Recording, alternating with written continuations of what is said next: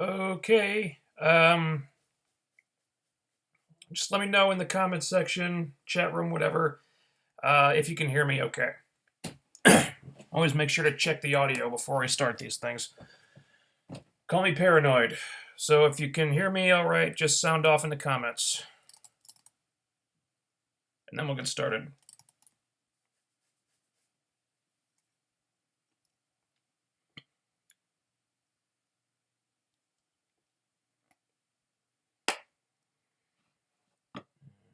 This.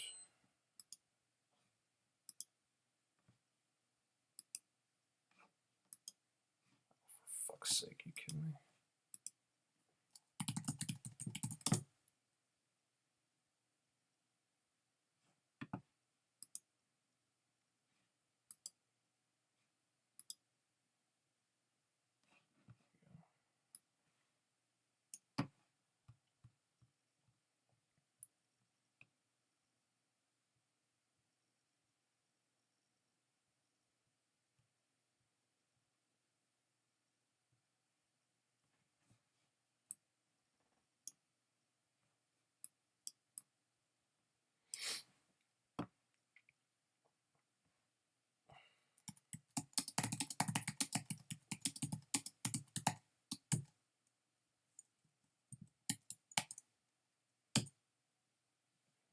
Is that, guys, if you can hear me, I need you to tell me in the comments section. Otherwise, I'm going to assume that the audio is fucked up again.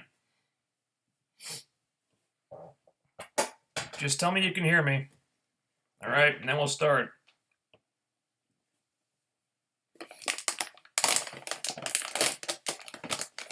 Okay.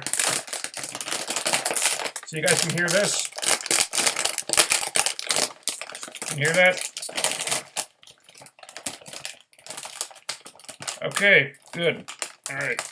1 second.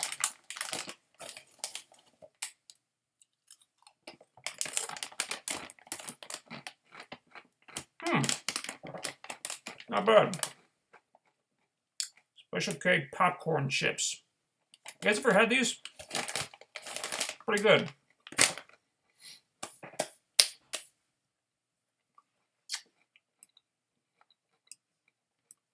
All right. Impact Wrestling. September 23rd, 2015. So that big GFW invasion angle that TNA put so much effort into building up to is done. I won't say it's over, but it's done. The invasion itself lasted about a month. Now, you would think that with so many of the GFW people having so much history and so many issues with various TNA talent, that they could have milked a lot more stuff out of this and done some really interesting things. I mean, hell, I didn't even want them to do the angle in the first place, and I'll admit, there was potential in the story of this, if it had been well told and well thought out. But it was neither of those things. Now, the entire thing was rushed, sloppy, ill-conceived, and insulting to the intelligence of the audience, and that is something I just cannot support. From right out of the gate, it just felt like they weren't trying, and that's probably the biggest crime of all, the lack of effort. The wrestlers were giving it their all, but creative came off like they were half-assing it the whole way through. The end result being that we spent the last several months poorly developing, poorly building, and poorly executing an angle whose primary purpose was apparently to settle a pissing contest between Jeff Jarrett and the Carter family, leaving TNA with just 2 weeks to build up and hype their biggest show of the year. And at this point, Bound for Glory is going to feel like a filler pay-per-view no matter what the card is. You put together the best card humanly possible with only 2 weeks to build it up. Time is not on your side.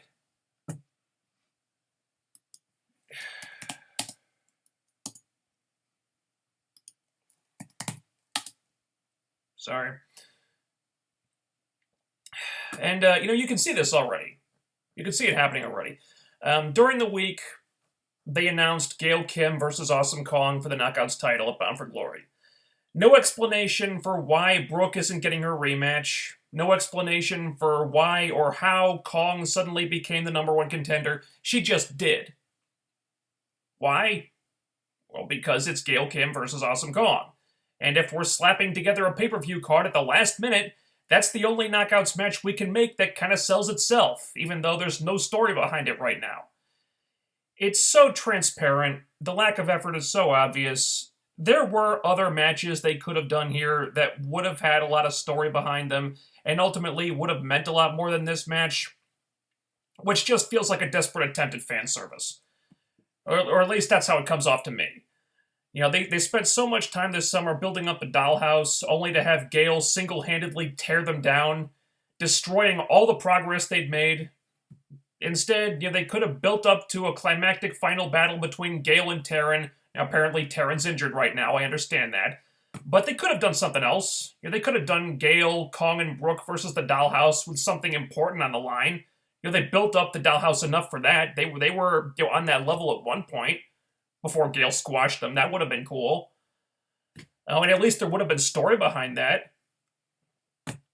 They could have done a number of different things. Anything other than what they did would have been a better choice. Having Gail give the dollhouse the jobber treatment, and then some half-baked, slapped-together GFW crap to give Lady Toppaw, of all people, more exposure, as if that's going to lead to anything good, only to throw all that stuff out so they can do Gail versus Kong at Bound for Glory with 2 weeks of build-up. That sucks. I'm sure Gail and Kong will deliver the goods come bell time. This is not a criticism of them, all right? But from a creative standpoint, this is clown shoes booking. It's like the writers weren't even trying here. Now, let's look at what they did to build this up, okay? On this Impact, they did Gail Kim versus Jade. Now, Jade is arguably the best wrestler on the Knockout roster after Gail. You could make a case for somebody else, but she is most likely the one nipping at Gail's heels the most. Now, if you were thinking ahead, something that these writers are clearly not doing, this is a match that you'd want to keep in your pocket for a while, so that when the time is right, you could build it up, make something special out of it. You could make a very good, compelling, competitive feud out of this that means something, that elevates Jade, all that stuff. And even though the dollhouse had been buried recently, this was still possible, because at least Gail had never faced Jade one-on-one before. But instead of saving this one for a rainy day, for a potential big match down the road, they just threw it out there on a random Impact because Gail needed someone to beat so she can be made to look strong. Again, let's be fair, it's a really good match while it lasted. But predictably, Gail gets the win in pretty short order, so it didn't really do anything for Jade at all. And Gail couldn't have just beaten Marty or Rebel or someone else. No, it had to be Jade. Why? Because the writers weren't thinking. If they had been thinking, maybe they would have used these 2 weeks to establish some context for this Gail Kong match, try to find a new take on it that we haven't seen before, something that would make it different from their previous matches story-wise, instead of it just being a match for nostalgia purposes. It's just really lazy build-up. Gail wins a match, her and Kong have a stare-down. And I imagine that next week Kong will win a match, and maybe they'll have another stare-down. Yeah, that kind of build-up worked back in 2007, but these two are old rivals now. If you're not going to bother to come up with some kind of new spin on this matchup to make it interesting in a new way, then don't even do it. You're just going to cheapen the whole thing. So what else do we have this week? Well, we got Bound for Glory to promote. So that's mainly what the opening segment is all about, setting up the main event. So we get a match between all the members of Team TNA from last week, with the winner getting the match with EC3. Yeah, that makes sense. You gotta figure either Lashley or Drew Galloway would be getting that spot anyway, so this gives them the chance to earn it in a way that is logical. So I'm fine with that. But then Dixie Carter brings out Eric Young. And I think you know where this is going. Turns out Eric's punishment for turning on TNA in the GFW invasion angle is getting put in another match with Chris Melendez. Eric is pissed off about this, as am I. Probably not for the reasons TNA intended. This feud has been dragged out entirely too long. It was never interesting in the first place, but I guess we had to get to this part eventually. Eric Young loses to a one-legged man. Called it. The match is just as uninteresting as all their other matches have been. Melendez gets the win this time, and it's really not convincing in any way that Eric would be beaten that easily after a simple missile dropkick. I mean, this is a guy they put over Kurt Angle earlier this year. So losing a match like this is doing him no favors. And if I felt more strongly about Eric Young, this probably would have upset me a lot more. And I'm not saying it didn't, because I really don't see any mileage in Chris Melendez beyond publicity stunt / special attraction status. But I don't think this is going to hurt Eric that much. Not really. I mean, if history has proven anything about this guy, it's that you can push him to the main events, or you can de-push him to the undercard, but when it's all done, he always seems to snap right back to where he was before. In that comfy mid-card spot, where he's not quite a main eventer, not quite a curtain jerker, that's where he'll most likely end up now that the feud is presumably done, and Chris Melendez will most likely continue making sporadic appearances without really doing that much. Now, it's nothing personal to Melendez. I appreciate everything you did for our country, but you're not owed a push on Pro Wrestling TV because of that. You know? And I just, I would really resent him if he got pushed because of that. Just saying. Moving on. We actually had an X Division match this week. I know, I was surprised too. It's a pretty rare occurrence these days. It was Tigre Uno defending the title against Kenny King. Hang on. Yeah, against Kenny King. Apparently, Kenny has been getting punished for the Hernandez debacle, even though it wasn't his fault, because the people who were actually responsible, minus the idiots in the front office who couldn't be bothered to make a simple fucking phone call, have left. So naturally, Kenny did the job here, despite having a lot more crowd support than Tigre Uno. It's not surprising why Kenny apparently decided to leave the company. I guess he could read the writing on the wall. It's a good match, but it was depressing to watch knowing that Kenny was leaving and how much TNA dropped the ball with him. You know, this was one of the guys they should have been building the company around. You know, the fact that they didn't see that, the fact that they didn't know what this guy was worth is really distressing. And if you're wondering, this segment did absolutely nothing to hype Bound for Glory in any way, shape, or form. All it accomplished was reminding us that Kenny and Tigre Uno exist. And later on, they announced an Ultimate X match at Bound for Glory between Tigre Uno and 3 guys who have not been named yet. You know, TNA, you've only got one more show before the pay-per-view. You might want to consider telling us who those people are. Because Tigre Uno versus 3 mystery opponents is not terribly interesting. Of course, Tigre Uno versus 3 guys who are only named at the last fucking minute, and thus will have, no build-up in this match whatsoever, is not terribly interesting either.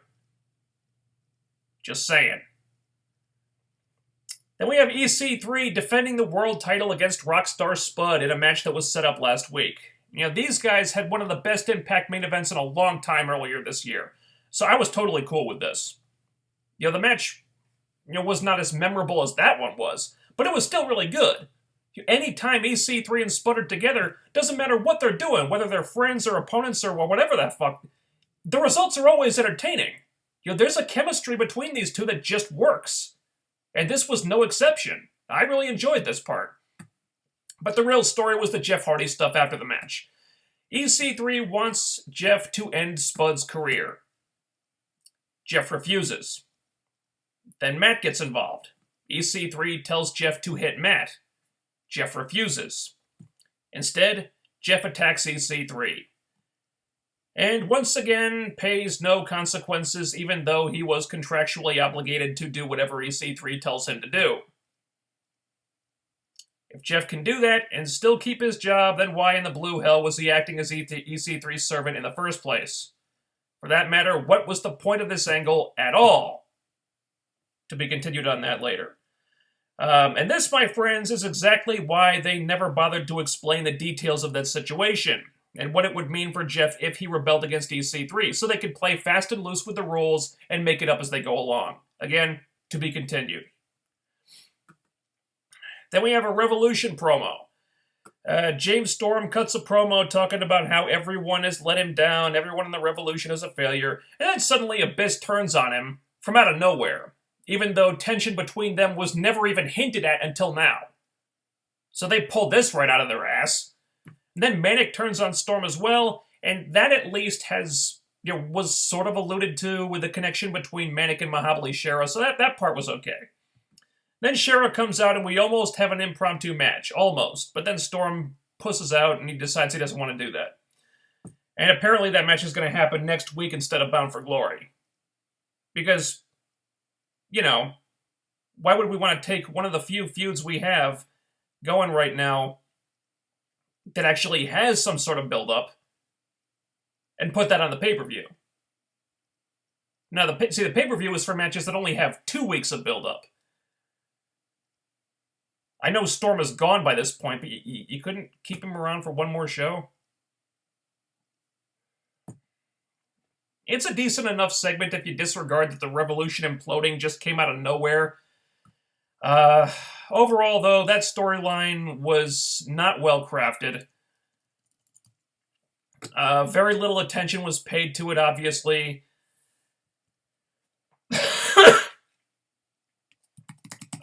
All the members have left Storm. Shera was the only one who got focused on. And even that could have been done a lot better. Although at least Shera seems to be getting over from the angle, so there's that at least. Main event time. A match between all 5 members of Team TNA to determine who gets the shot at EC3 at Bound for Glory. There's some decent psychology here. It's an elimination match, so it makes sense for the Wolves to work together to take everybody out. Davey and Eddie controlled a lot of this match, actually. Excuse me. Until they turned on each other just when they had the advantage. That was weird. Sorry. But yeah, the match is pretty good. I like this. It's a pretty solid main event, all things considered. Ultimately, Drew Galloway gets the win, which is not surprising. He was the captain of Team TNA. He got the pin and lethal lockdown. He was the only one who got highlighted in the opener. And he probably makes the most sense at this point, even though him as a world title contender might still be a bit of a hard sell after his WWE run. But yeah, you can see how it works. EC3, the guy who wouldn't stand up for TNA, and then Drew Galloway, who was kind of leading the charge against GFW. It makes sense. So now they've got one show, just one Impact, to build up Drew versus EC3, who at this moment in time is still more focused on the Hardys. That's going to be tough. So that brings us to the final segment of the night. We got EC3 calling out Jeff Hardy with the intent to fire his ass unless Jeff begs our Lord of Wrestling to be merciful. And sadly, the threat of firing Jeff so he has no way to support his family carries absolutely no weight, since Jeff probably has more money in the bank than most of us will ever make in 10 lifetimes. So that will mean that Jeff will be just fine after he quit. At least until Dixie hires him back, I guess. I've talked about this a lot before, but God, that whole servant angle, while EC3 did milk a lot of entertainment out of it, the execution of the whole thing was terrible. Jeff, the threat of Jeff being fired means nothing. Oh no. Jeff will have no income to support his wife and his daughter. I guess he'll just have to fall back on those millions upon millions of dollars that he has in the bank. Oh no, Jeff is heading for the poorhouse. They'll be living in poverty. Those poor bastards. Jeff is about to lose his job. How can we stop this horrible travesty? You know, it doesn't mean anything. We know Jeff's gonna be fine. So the threat of firing him means nothing, and him quitting doesn't really mean anything. And if he could just do this, it was like, well, why the fuck didn't he just do it before? This is what happens when you don't explain the rules of an angle before you do stuff like this. You get stuff that really doesn't make sense and really doesn't work. And that's what we end on. You know, I was thinking maybe they'd want to have Drew come out and attack EC3 or something, but no, they don't do anything like that. It ends with EC3, you know, yelling at Jeff as Jeff leaves, even though he's got Drew Galloway Bound for Glory. You know, this wasn't a terrible Impact. It really wasn't. You know, most of the matches were really good. You know, as a regular Impact, it was pretty enjoyable, despite the deficiencies in the writing. As the next to last Impact before Bound for Glory, you really can't say that. You know, Creative kind of backed themselves into a corner here when they decided to have the GFW angle, you know, build up most of the summer, and then conclude just before Bound for Glory, giving them 2 weeks to build up to their biggest show of the year, almost from scratch. Build the whole show up in just 2 weeks.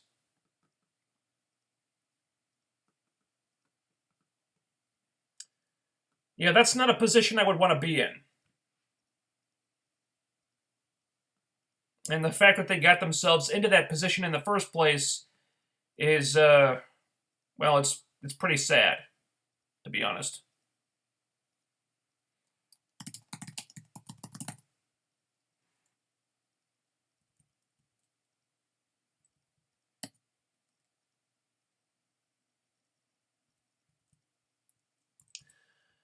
All right, that's all I got. Hit me with your questions. Let's see. Here we go.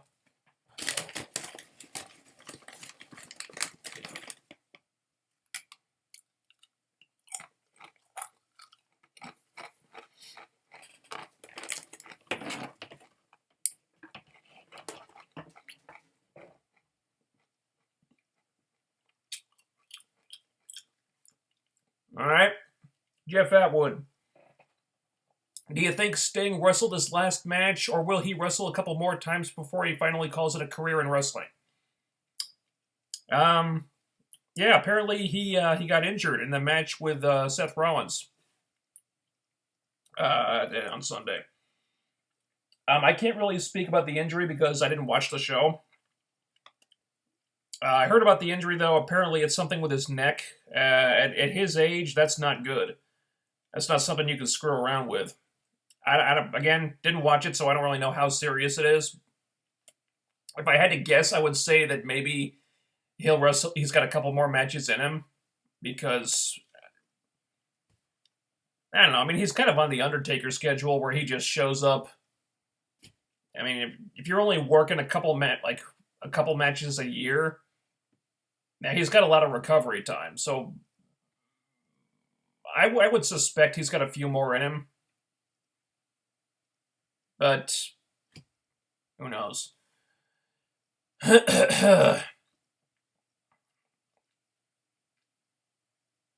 I'm glad the guy got his WrestleMania moment, finally. But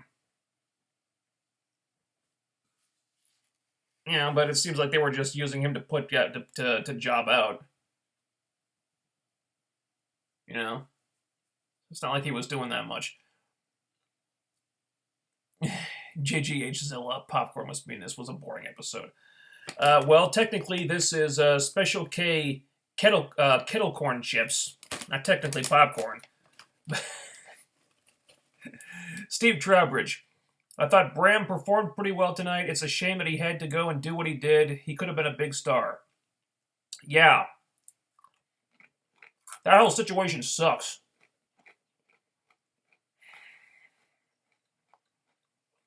Damn shame. This is a guy who could have been a future world champion. Now, I don't know what's going to happen with that situation. I guess TNA have suspended him indefinitely. They haven't technically fired him yet, as far as I know. Maybe they're waiting for the outcome of the trial. If he's found innocent, who knows? I mean, they're not really in a position where they can just get rid of promising talent. So maybe they'll make an exception. I don't know.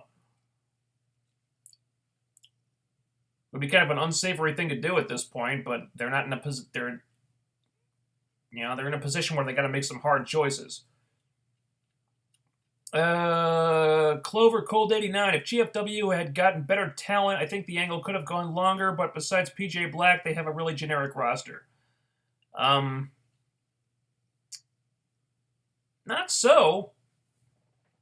Again, they do have better talent than they showed here. I mean, they got But Candice LeRae, they got Cherry Bomb, who's injured now, but she wasn't when they taped this. They could have substituted Cherry Bomb for Lady Tapa. I think that would have made a hell of a lot more sense. They've got they got Magnus. For fuck's sake, he could have played a huge role in that, and fucking should have played a huge role in that. Hell, they got the Feast or Fire tag title briefcase from him, and he never even showed up. They just said Jeff and Karen just said, "Oh yeah, Magnus gave us this because Magnus works for us now," which was never mentioned until this moment. Storytelling is so bad. I mean, GFW doesn't have the best roster ever, but they've got access to talent that would have been better suited for these roles than Lady Tapa and Chris Masters and those types of people. Steve Trowbridge. Chris Melendez may have a long way to go, but I still think he's better and more likable than Garrett Bischoff. Who isn't more likable than Garrett Bischoff?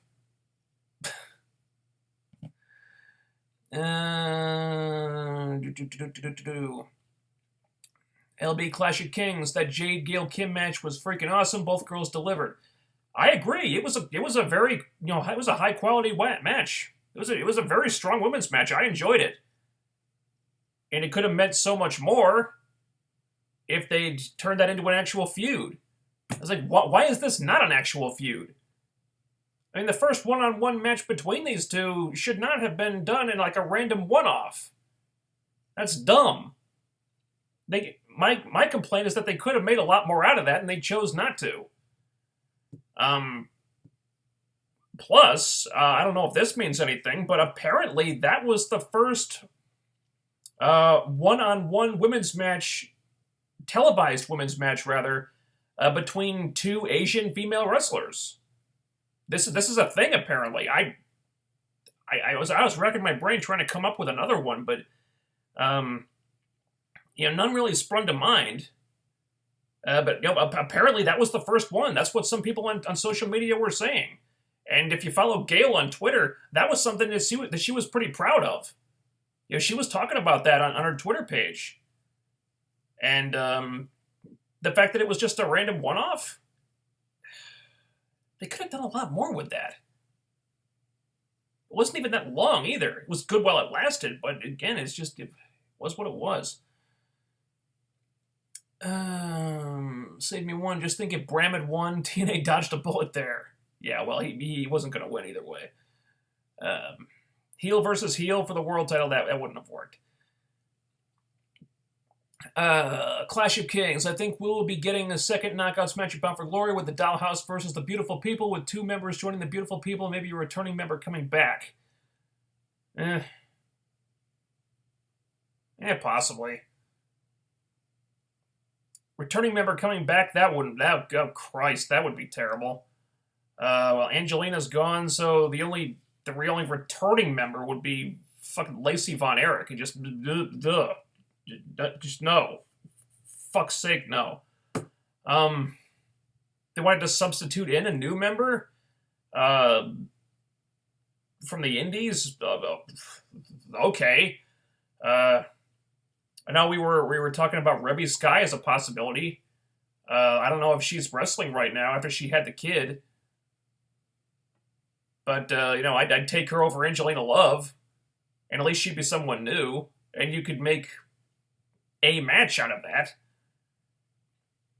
if you wanted. But you know what? I was really looking forward to the fact that this was actually going to be a Bound for Glory without Velvet Sky, because it seems like they always find a way to sneak Velvet onto that card somehow. Every fucking year, it seems like. So I was anticipating that Velvet was not going to be a part of that, and you know what? I'd like to keep that feeling. So let's not do that. Clover Cold 89. I thought Jade was really good in that match. Agreed. Jade could be TNA's next big thing when it comes to the knockouts. I don't disagree. I think she's got the physical capability to do it. I don't know about the mic skills department. I think she can cut a competent promo. I don't think she's got a. Excuse me. I don't think she's like, she's not at Nikki Storm level or anything, and she probably never will be. But in the ring, she can go. She's talented. And Gail's not scintillating on the mic either, and she's been their number one knockout forever. So who knows? Clash of Kings. Jade definitely should get a title run after Bound for Glory. I think tonight's episode was to showcase her as a singles competitor without the dollhouse at ringside. You could say that. And at the very least, she didn't get squashed. I mean, she got to be competitive for a little bit. Shame the match wasn't longer. What JGH Zilla? What company are you watching to expect TNA? What company are you watching to expect TNA to not blow their load instead of waiting for a better time to do it? Not sure what? What company are you watching to expect TNA to not blow their load instead of? I don't know what you're asking here. Is this my dyslexia acting up? I don't know what the question is. Hashtag sign some new knockouts. Agreed. Now the writers were thinking about having the best match on TV that week with Gail versus Jade. All right.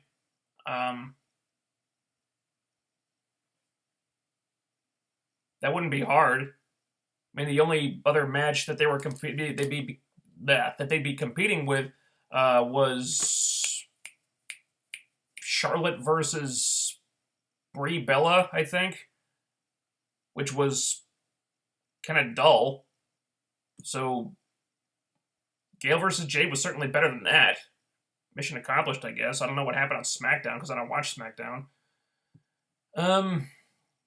Jeff Atwood, John Hamm winning an Emmy. What are your thoughts? Well, guy was nominated 16 times. I guess he was finally due for one. And if he's never actually won it before, I think, all right, sure, give it to him. I don't think I was totally familiar with all the people in the category, and I don't really watch Mad Men. I mean, I did for a while, but haven't watched the recent seasons. So, I mean, everyone always raves about Mad Men.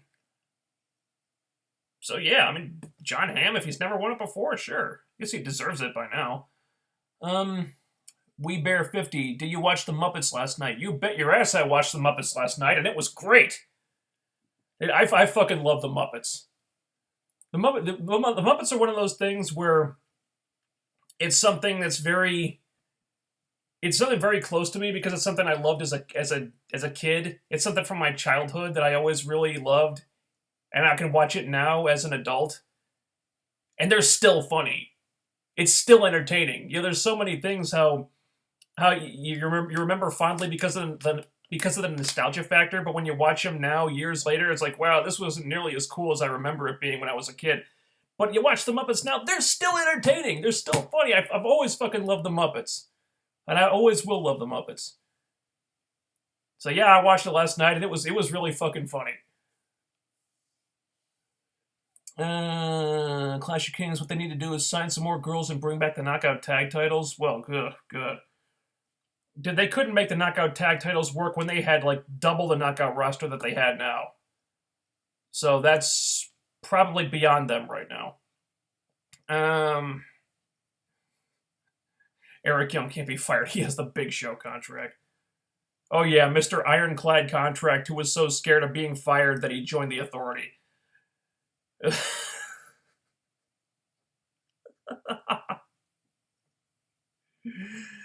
Oh, Christ. The Save Me won. Melendez put on an okay match in one leg. I will give the guy a little credit. Yeah. He maneuvers better with one leg than he did with the artificial leg. I think he said that on Twitter a while ago. I think they had him wrestling on the artificial leg precisely so they could do an angle like this. I think he'll probably continue wrestling on one leg. Bear in mind, he was in there with a guy who knows how to carry somebody. If his opponent was somebody other than Eric Young, the results might not have been so good. Because Eric knows how to sell stuff like that. D1, Lucha Underground, what do you think? I don't really watch Lucha Underground. I've seen like little bits and pieces of it. Not really my cup of tea, although I appreciate that they're trying to do something different. I heard they got a second season, so good. Good for them. It's better for the business when there's a lot of different promotions doing well. Clover Cold 89, Uno versus Kenny King was a sick match. Yeah, it was a good match. Good. It was kind of depressing knowing that Kenny had already left the company before this aired. It was really unfair for him to take the blame for the Hernandez situation when it really was not his fault at all. I thought it was dumb of management to do that. Clash of Kings, I think it was pretty much the only three choices for Chris Melendez's finisher because of his one leg, either a DDT, a Bulldog, or a full Nelson Slam.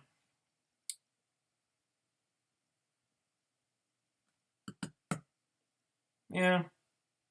Well, yeah. There's probably other ones he could have done. Not really spring to mind right now. Ray 4. On an eve, Eric Young was the last knockout tag team champion. Thanks, buddy. I'd worked very hard to repress that memory. ODB and Eric Young. Yeah.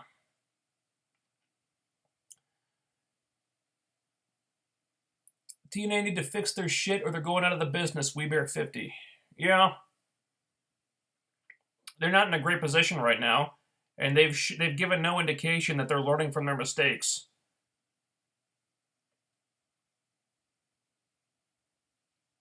It's a frustrating situation for if you're a fan of the business and you want every company to do well. You see a company with so much potential if they could just get out of their own way, and they don't seem to want to do that. It's frustrating.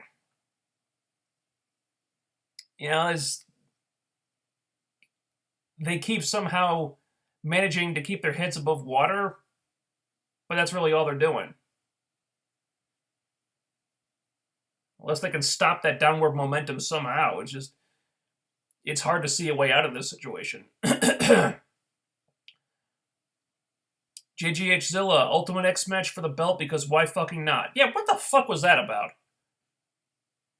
Okay, you do some random-ass Tigre Uno versus Kenny King match, and then you announce Tigre defending the X Division title in an Ultimate X match at Bound for Glory against three guys that we're not even going to tell you who they are. But yeah, dynamite build-up right there, TNA Creative. Instead of doing the Kenny King match, maybe you could have done something to hype that Ultimate X. Maybe tell us who these guys are. Maybe have them win their way into this match. I don't see what Kenny King versus Tigre Uno does. Man, it tells us that Tigre Uno is still on the roster. That's about it. Again, just lazy fucking writing.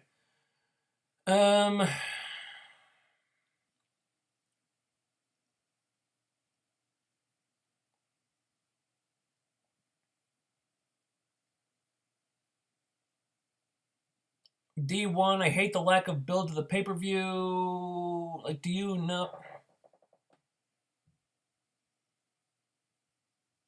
Like how you do too, but I know you do too, but can TNA still make a good Bound for Glory? Still make Bound for Glory good?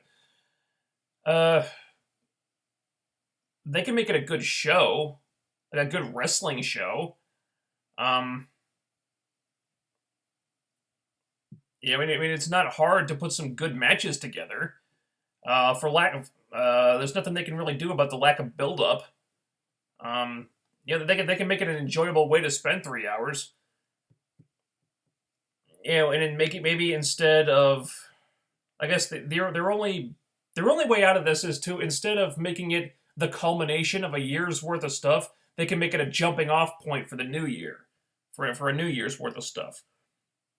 Maybe have some shocking things happen that are kind of that will push the stories forward, moving on. That's pretty much their only option. Do I think we'll be getting something like that? I'm skeptical. More than likely, I think it'll just be just kind of a glorified one night only show that they're doing just to fulfill their commitment to the pay-per-view provider. Doesn't seem like Bound for Glory is a really high priority to them. It just doesn't. Yeah, James Storm is leaving. Yep. That sucks. It's another wasted opportunity. JGH Zilla, considering how much TNA fucked things up, TNA probably couldn't convince Storm to stay until Bound for Glory. You couldn't get him to stay for one more show? Things are that bad? You couldn't get him for one fucking show? Just go up to him and say, "Hey, Storm, man, can you do us a solid here? We need you for Bound for Glory. Can you do that for us?"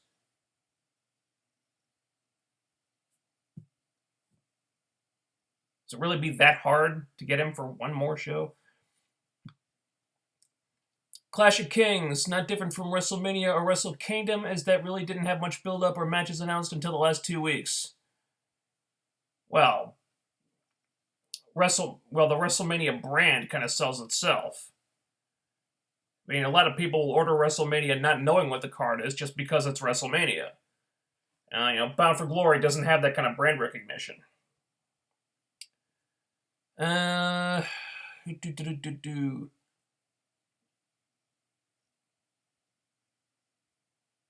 JGH Zilla, once the dotted line contract expires, they aren't going to bother to extend it. Well, when just about every person on your roster is under pay-per-appearance deals, they could pay him for another appearance. Just saying. I don't think it would be that hard to get Storm for fucking Bound for Glory. Ray 4, at Bound for Glory, how about a Royal Rumble, only everyone starts outside the... So you want to bring back the reverse battle royal for Bound for Glory? No, thank you. Appreciate you thinking outside the box, but I think that's a little too far outside the box. D1, do you think pay-per-view matters anymore with WWE phoning it in and TNA, well... Do pay-per-views matter? They're definitely on the decline. I think they can still be lucrative, at least for the near future. If you put the work in and make it so people just have to buy it. Make them must-see events. That's doable. if you got writers who know what they're doing. But it's pretty clear by now that TNA are just not interested in doing that. Yeah, they're doing pay-per-views because they have to.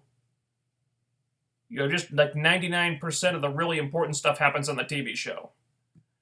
And that's just their MO at this point.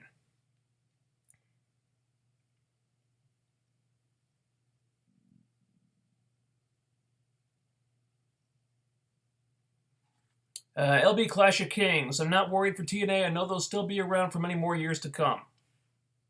Well, they have defied the odds up to this point.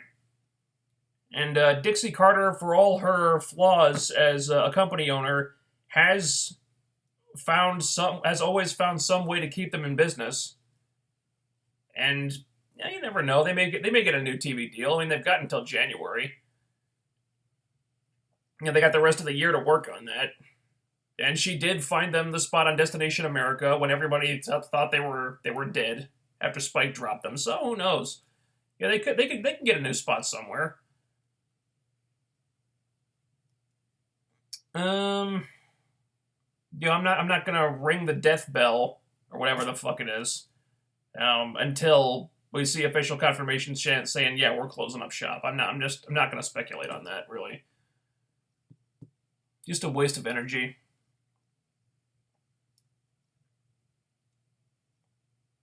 Okay, I am skipping over some of these because they're not really relevant or answerable or good questions. Oh, jeez.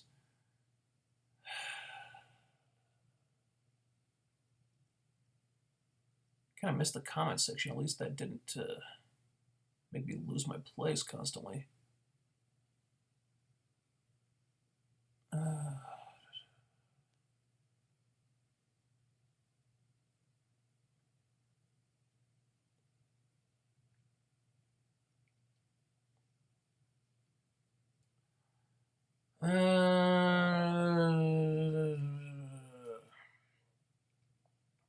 D1, do you think TNA can make more originals now that a lot of the older guys are gone? Sure. Why not?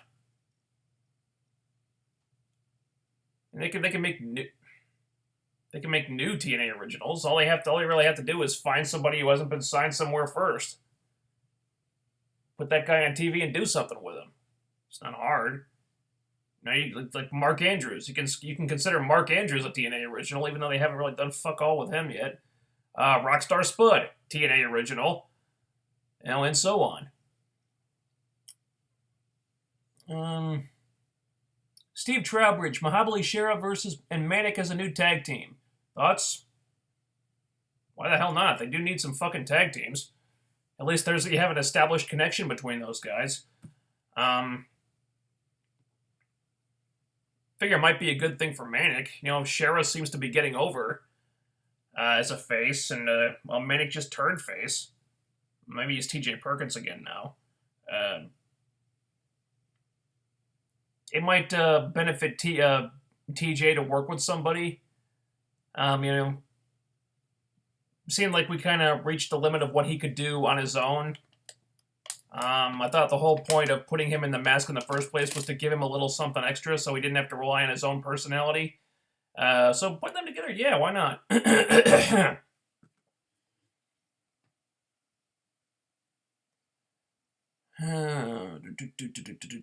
We Bear 50, have you seen pictures of the TNA house show from the weekend?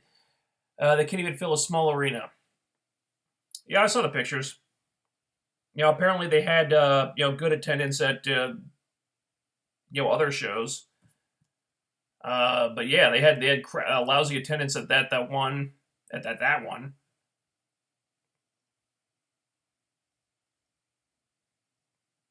And this is what happens when you don't promote your live events. And as we've seen over the years, TNA really don't believe in promoting their live events. So I don't know what they were expecting. Yeah, got good attendance at the other ones. All right, fine. Not going to sell the place out every time, though.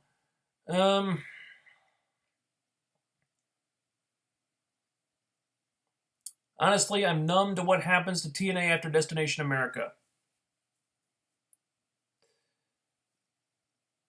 it is becoming a little difficult to muster up strong feelings. Yeah. It's easier to root for a company when they're doing well, and to see a company constantly struggling like this, uh, due largely to their own mistakes that could have been easily prevented. It is getting harder. I will admit that. Yeah. Let's see. Clash of Kings. Eventually, TNA originals were going to get old eventually, so don't know why people so hanged up on TNA originals retiring or leaving because they can't wrestle forever or hog the spotlight. Yeah, I agree. A lot of these TNA originals who left still had, were still performing well. It's not like they were fighting the hands of time, though. They were still entertaining people. You know, Bad Influence haven't slowed down yet. AJ hasn't slowed down yet. I mean, it's not like they were, the 50 plus crew leaving, like Nash and Steiner and Booker T and all those guys. I think that's what got people upset. Deontay 320. Apparently, we were supposed to pretend that Jeff Hardy was kayfabe in the same position Big Show was with the Authority a year back. I guess.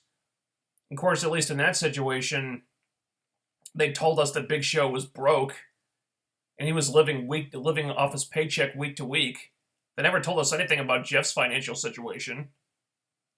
We're just meant to believe that losing his job will ruin him. They never said anything about how much money he has in the bank. So we can assume that he still has all those millions from WWE. So they never told us one way or another. Ugh. Oh god. How long do you think the King of the Mountain Championship will last? I don't care. I don't. It's already been too long. Just get rid of that fucking belt. It means nothing. Who the shit cares about the King of the Mountain title? Just throw it in the fucking dumpster. Would you like to see Owens versus Angle? Who wouldn't want to see that? Steve Trowbridge, it would be cool if TNA brought in Nevaeh to replace Angelina, since Madison and Nevaeh have a history as a tag team in their early indie days.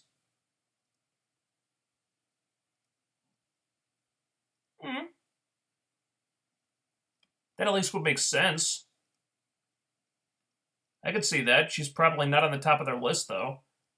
They even have a list at this point.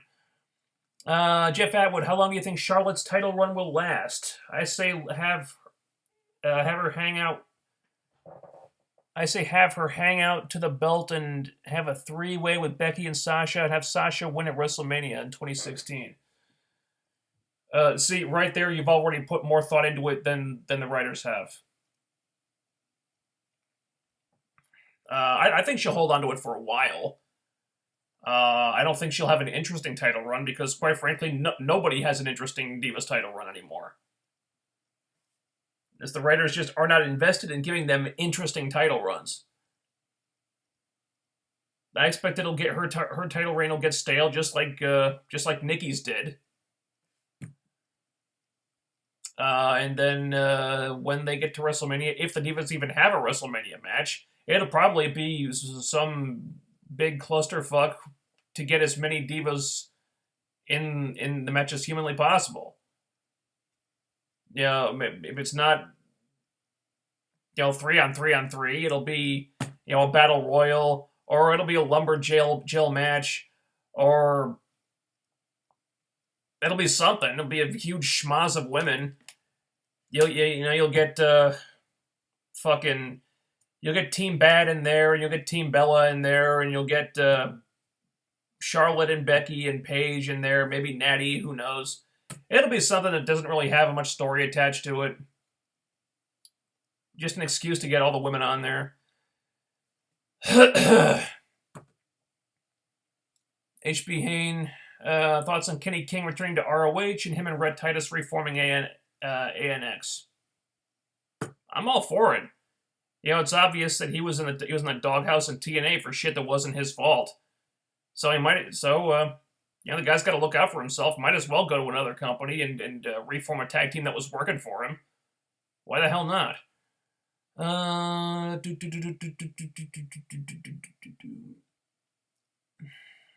D1. Who in WWE would be the next EC3 if TNA got them and vice versa? Vice versa, really?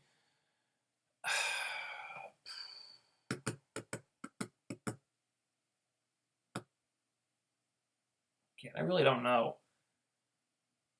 Somebody they're not using well right now. Of course, they're not really using anybody well right now.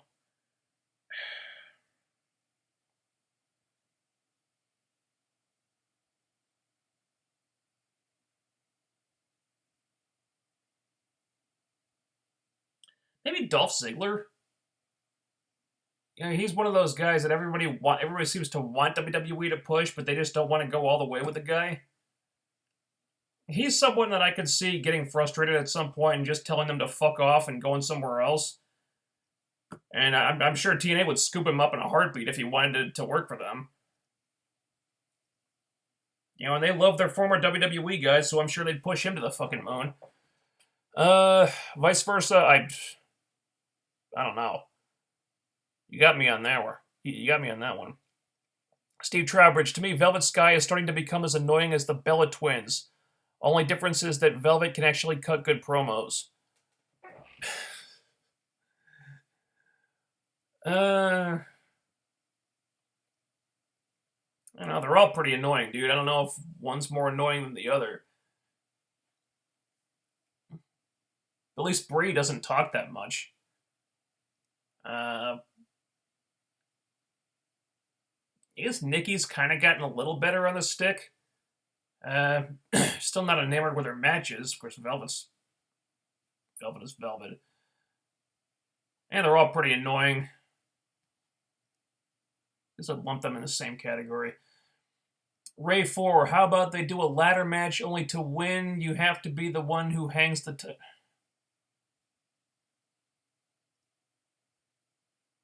That's a King of the Mountain match. D1, do you think managers need to come back in the Big Two? Well, I mean, they haven't gone away completely. You still got Paul Heyman. But yeah, I mean, I'd like to see more managers. Because some people just can't talk for themselves. You know, it's a useful tool to get people over. I'm surprised they don't do more of it anymore. It's kind of a lost art. Steve Trowbridge. I know you like Courtney Rush. She's a pretty decent wrestler, but honestly, I just don't think her promos are that good. Terrible acting, just my opinion. Wow, really? Wow, I completely disagree. I haven't seen any of her promos recently, but no, I respectfully disagree on that one. I always thought Courtney Rush was really charismatic. I enjoy her promos a lot. Thoughts on Carmella and Alexa Bliss? Haven't seen them. Really don't watch much NXT at all. Steve Trowbridge, who's your favorite X-Men? Please do not say Wolverine. Favorite X-Men?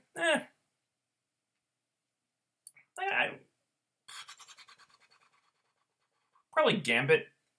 Always been a big fan of Gambit. I really like Emma Frost since Grant Morrison's new X-Men run. I think Emma Frost would probably be my favorite at this point. Yeah, I like a bunch of the newer characters. Of course, they haven't really focused on any of the newer characters. I think they could have some really cool ones in there if they actually, focused on any of them. It seems like they kind of want to push X-23 down everybody's throats. I like Laura fine, but yeah, I guess I'm a Frost. Gambit's probably my sentimental favorite, just because I was a child of the 80s and 90s when Gambit was huge. He was always like super cool in the X-Men animated series. Always been a big fan of that guy.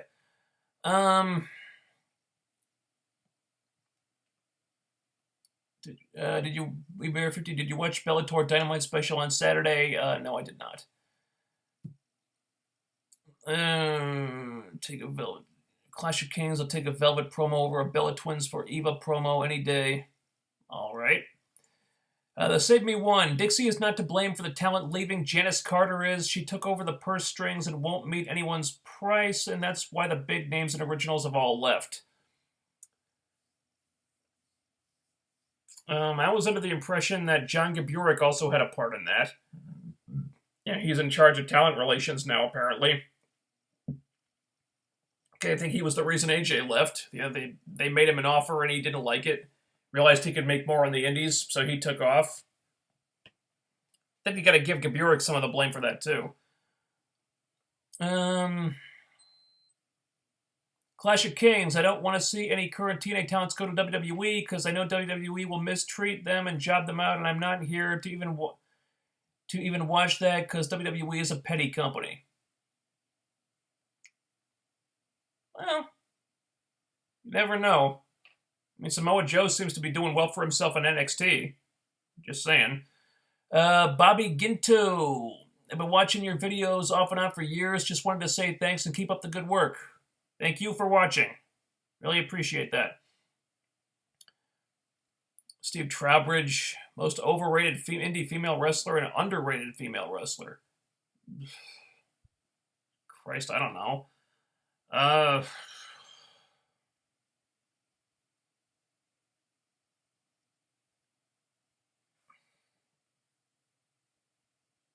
don't know, dude. I haven't watched a lot of indies lately.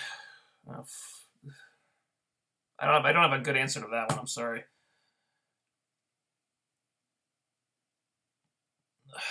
Underrated female.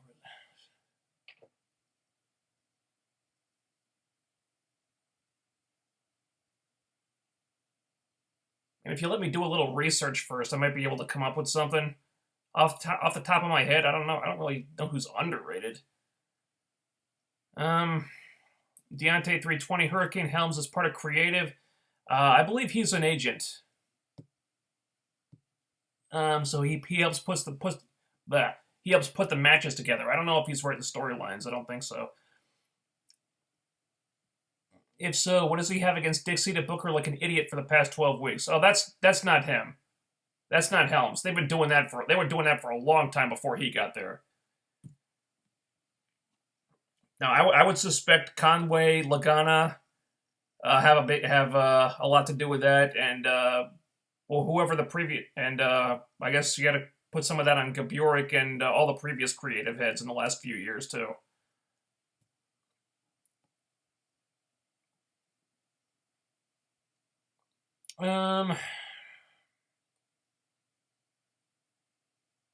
Clash of Kings. Team 3D dissing TNA in an interview where they've been past 10 years really annoyed me. We know once WWE finished using them, they'll have their tails between their legs running back to TNA.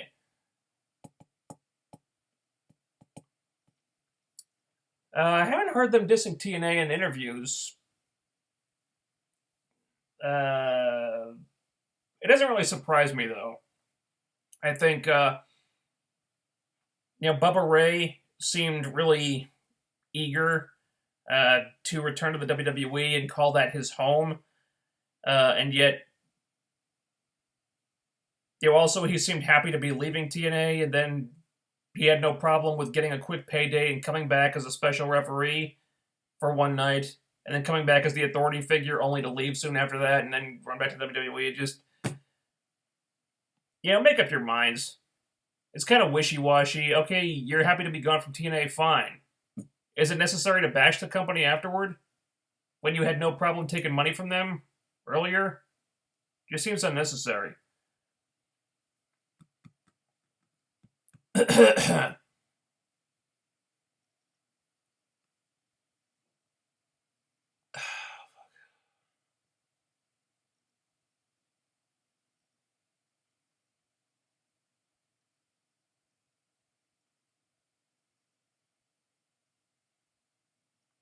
I'm now missing the comments section. Weird how that works, huh? These comments, Because now in the chat room, the shit constantly gets away from me.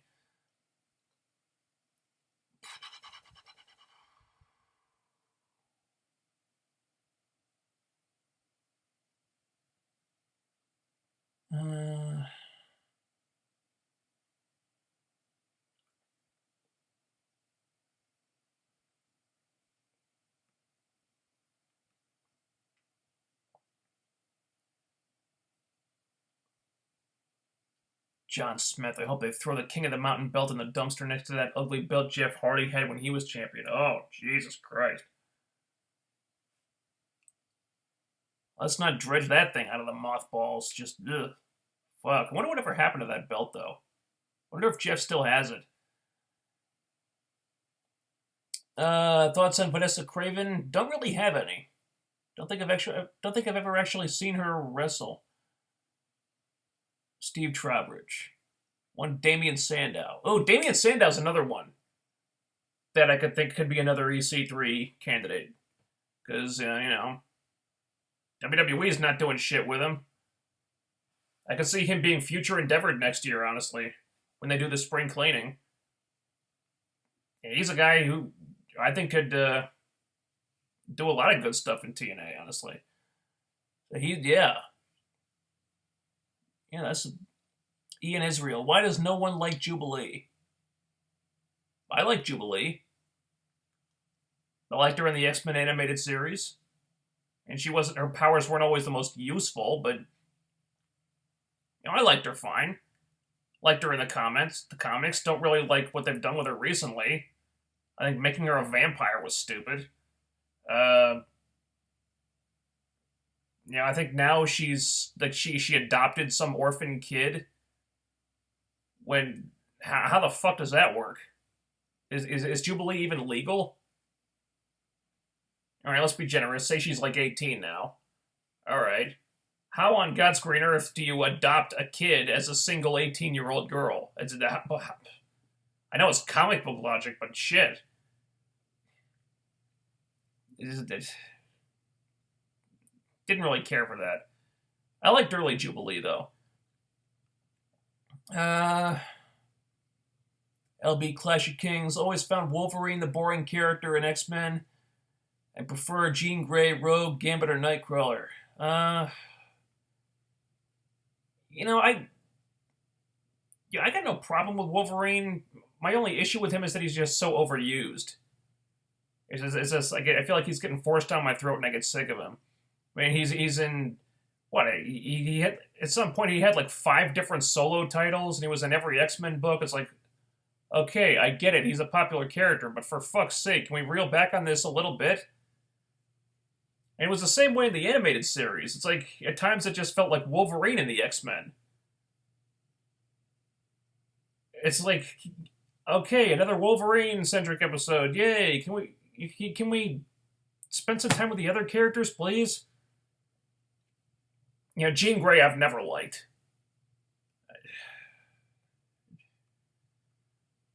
The storylines about her just inevitably always come back to the fucking Phoenix.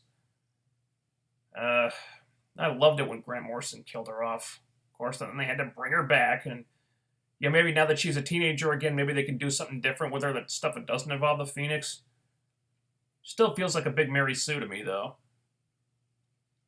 Jeff Atwood, who is your favorite 24 villain? Favorite villain from 24?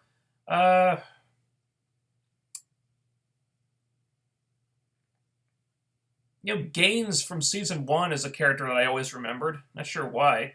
Mandy, the lesbian assassin, was always awesome. They didn't really use her that much after season 1. I mean, she only popped up a couple of times, but she was always really cool. Charles Logan was a guy that I just wanted to punch in the face every time I fucking saw him. So, that was the point of his character. So, I guess he did his job. HB Hain 4441, thoughts on Taylor Hendricks joining the House of Truth in ROH? I'm fine with it. I haven't really seen Taylor wrestle, lately, but I always thought she had a lot of star quality. I mean, she's got a ton of charisma, great mic skills, and ROH could probably use somebody like that. Because they're so wrestling centric. A person who can get over with their charisma and their mic skills would really stand out. And they could use some people who stand out. Of course, Veda Scott's kind of the same way. They don't let her talk nearly enough. But yeah, I like Taylor Hendricks. I like her a lot. I'm glad she's doing well for herself. Are you looking forward to the Deadpool movie, and what other comic book movie do you want to see get made? Yeah, I'm looking forward to Deadpool. The trailer looked really funny. I don't really read the Deadpool comics. I understand the appeal of Deadpool. It's just not really my cup of tea. I don't. Yeah, the self-referential humor and the breaking of the fourth wall and stuff. It just doesn't really. It's not really what I want to see personally. I understand why he's popular though, and it looks like they really got him right this time. So that's cool. What other comic book movie do you want to see get made? I'm really looking forward to Captain Marvel. Not the Shazam version, but the Marvel version, the Carol Danvers Captain Marvel. I've been looking forward to that one for a while. I think it's way past time Marvel did a movie headlined by a female character. Yeah, that's probably the one I'm anticipating the most. I keep crossing my fingers for Emily Blunt. I think she's the one they need to cast. I guess apparently Rebecca Ferguson is at the top of their list right now, supposedly. I don't know about that. I mean, she was good in Mission Impossible: Rogue Nation. I don't know if I saw Captain Marvel from her. Still think Emily Blunt's the one, but I don't know if that's where they're going. But yeah, that's the one I'm looking forward to the most right now.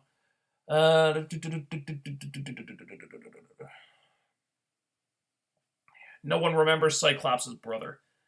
Yeah, Havoc always seems to fall through the cracks, doesn't he? I don't hate the guy. It's just people always more focused on Cyclops. Never really understood that until Grant Morrison started writing him. Never really cared about Cyclops at all until Grant Morrison started writing him. Always thought he was really boring. Not so much anymore. He's turned into an interesting guy. Xavier Woods is doing really well. Agreed. What's your take on Paige's promo from Raw? I liked it when I saw it. I thought there was some great. There was a lot of self-awareness in that promo. However, the more I think about it, the more I think it was just a bunch of smoke and mirrors. It was WWE having Paige say some stuff that they thought the internet would like to hear. But at the end of the day, it doesn't really change anything. It doesn't really cover up the fact that this Divas Revolution thing is just a bunch of bullshit. They don't care about making it legit as long as they get hashtag Divas Revolution to trend on Twitter. All they've done is give the Divas longer matches on TV. In terms of creative, they're putting just as little effort into the Divas division as they were putting before. It's all just a big fake out. And they think they have Paige say some work shoot stuff that they think will distract people, and they think will get a rise out of people. I thought it was a good promo. It was. She delivered it well. It was, I always dig the self-referential stuff, the self-aware type stuff. But, doesn't really change anything, does it? Okay. Direwolf 87, is Billy Corgan the one making Dixie look bad? No, they were doing that long before Billy Corgan got there. Steve Trowbridge, I thought Paige was right when she said there was no revolution. The revolution has been a fantastically big joke. Agreed.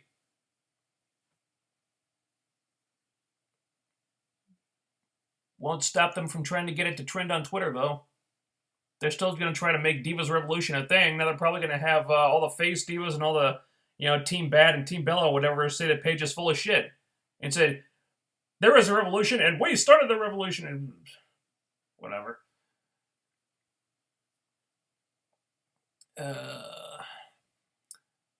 Clash of Kings, I'm glad Paige said the Bella Twins comment. I know it was scripted, but at least someone said the Bellas got to where they are by screwing Cena to keep her position as the Cena of the Divas division. Let's see if they go anywhere with that, though. Will they actually make something out of that? Or will the comment just be brushed aside and never mentioned again? Let's just see. The Save Me One. I know you said that reviewing... I know you said you weren't reviewing Gotham anymore, but did you see the season premiere? No, I did not. No. I might check out the season premiere of Gotham just out of morbid curiosity. But honestly, man, I really wanted to divorce myself from that whole situation after the first season. The first season was so bad.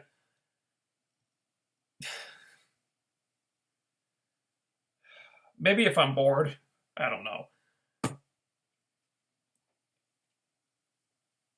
yeah, the promos didn't really inspire a lot of confidence in me that the show has improved. Why are all the Arkham prisoners wearing those campy black and white striped prison jumpsuits? Something you'd see in a fucking Looney Tunes cartoon? Why are they dressed like that? Do the producers know how fucking silly that looks? Don't even get me started on Gotham anymore. Please.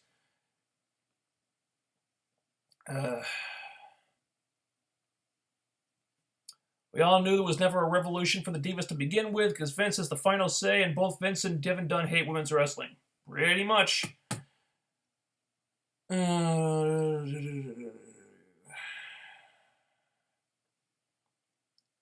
Sandow, Swagger, Cameron, Emma, Adam Rose, The Ascension, Los Matadors, and Bo Dallas look to be future endeavored soon. Wouldn't be surprised to see any of them leave. That bunch, I'd like it if, TNA picked up Sandow and Emma. They can do whatever with the rest of them. Just let them go. Thoughts on Truth Martini? I don't really have any. Clash of Kings. Wolverine is like the John Cena of the X-Men franchise. Maybe that's why I don't like him as much. Yeah, that appears to be changing now. Well, with the universe reboot that they're doing. Apparently they've turned, they're doing the old man Logan thing with Wolverine now. Apparently they've turned him into an old guy, and X-23 has taken over as the primary Wolverine. And I don't think for 1 second that the old man Logan thing is going to last very long. They'll retcon that and turn him back into his younger self probably within a couple years, if that. But Laura taking over as the primary Wolverine, I'm okay with that. Because Wolverine's been completely overused. And, especially since the 90s. It's just gotten pretty ridiculous. So having somebody else take over for a while, yeah, I'm cool with that. D1, what do you think of the new Joker? In the comics or in the Suicide Squad movie? Haven't really read the comics. I'm not really a big DC guy. I think him getting his face cut off and then sewing it back on was kind of dumb. Again, I'm not reading those comics. As far as the Jared Leto Joker in the Suicide Squad movie, I think the jury's still out. I like what I saw in the trailer. He looked creepy, and guy's an Oscar winner, so I'm sure he'll bring something good to the part. Without more media to look at,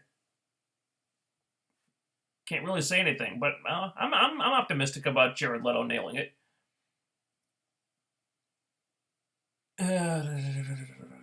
Billy Corgan signed with TNA. I was wondering if there were any signs that's a Corgan booking. Now we can't really criticize Billy Corgan because we don't know in what capacity he's working for them. All I know for sure is that he's supposedly been producing the Dollhouse backstage segments, and those tend to come off very well. I know he's had a hand in producing them. So good. I tend to like the production of the Dollhouse segments. I think those always tend to stand out to me. So in that capacity, I think he's doing a good job with that. As far as what else he's doing, I don't know. Favorite Game of Thrones character and least favorite Game of Thrones character. I got a couple of favorites. I love Jon Snow. I love Tyrion. I love Arya. I'm one of the few people that seems to like Sansa. Uh, uh, least favorite character? Damn, I don't know. I don't really have a least favorite character. I mean, there's no one that I actively dislike. I mean, there's villains that I dislike, but I'm supposed to dislike them, so they're doing a good job. Uh, thoughts on Maria Kanellis and ROH? I'm seeing one of her promos. I thought her promos are pretty damn good. I don't really have any. I mean, I just don't watch much ROH. At least not enough to form an opinion on any one person, really.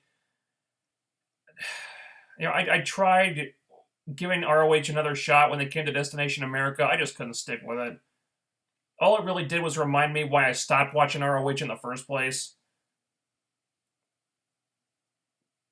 If her mic skills are good now, good for her. Dalton Castle needs new voice to recline on. Dalton Castle was one of the few people who stood out to me when I was watching ROH before I stopped again. I was like, hey, well, here's a guy who's making an effort to stand out from the pack, who's actually got a personality, who's not just some generic spot monkey. He's actually got some charisma here. He's making an effort to craft an actual character. Okay, let's focus more on this guy. Then, of course, they jobbed him out to, I think it was Jushin Thunder Liger. Someone like that. It's like, wow, way to recognize a potential star and doing something with him, ROH. Well done. I don't get it.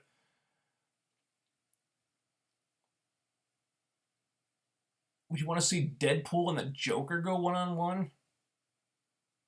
Sounds like fan fiction to me. Or like the Amalgam universe. It would be interesting just to put them in a room together to see what would happen, but it's not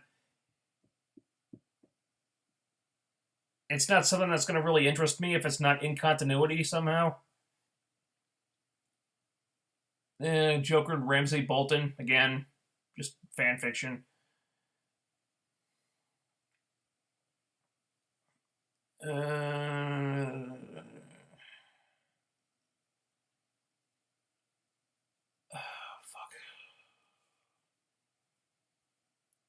Comments keep showing up before I hit the more comments below tab. So they keep getting away from me. Steve Trowbridge really wish they would use Natalya better. I'd like to see her turn into a frustrated heel and win the title at least one more time. Oh, yeah, keep hoping, dude. I don't see Natalya getting near that title again. Ever. Honestly, I think the only reason she's even still on the main roster is because of Total Divas. It's pretty clear that they don't have any intention of using her in any sort of major capacity anymore. And I understand that. I mean, she's a good wrestler, but I mean, she's kind of irrelevant at this point. Once you reach a point when you've been there for a while and they're starting to push and get behind women, like younger women, newer women who are just coming up from developmental. I mean, she's kind of like the grizzled veteran of the Divas division at this point. Yeah, she's kind of the new Victoria, I think. Where she's someone who can carry you to a good match and then put you over to make you look good. But it's clear they've got no intention of doing anything major with her anymore. And hey, she's a good wrestler, but character-wise, I mean, she's just never had a lot going on. In a way, I kind of understand.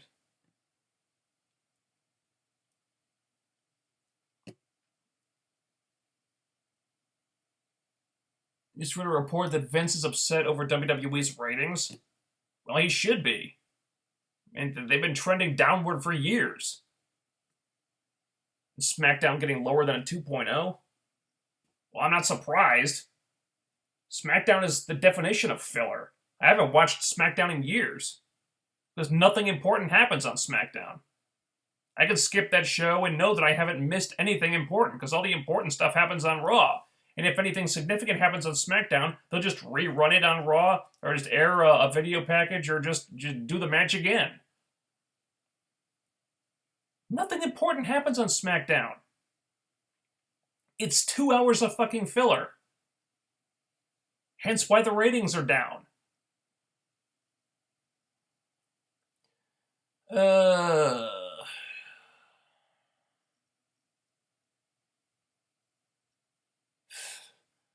Direwolf 50, Direwolf 87. Favorite band? Tenacious D. Tenacious D. And Wee Bear is leaving us for the night. Gonna steal my catchphrase. Gonna steal my outro. When I finally come up with an outro. Okay. Ray 4. TNA have a winner takes all time.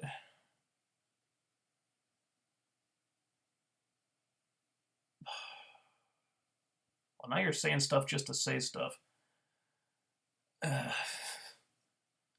4DFK hiding in the closet. Jeff Atwood, are you going to check out Heroes Reborn now that Claire just got killed off screen? Okay. I am actually. Well, for those of you who don't know, whoever watched Heroes, Claire was my most hated character on that show. I don't know why some people considered her the breakout character. I mean, she was one of the breakout characters in the advertising, at least. I don't know why. I found Claire to be incredibly annoying.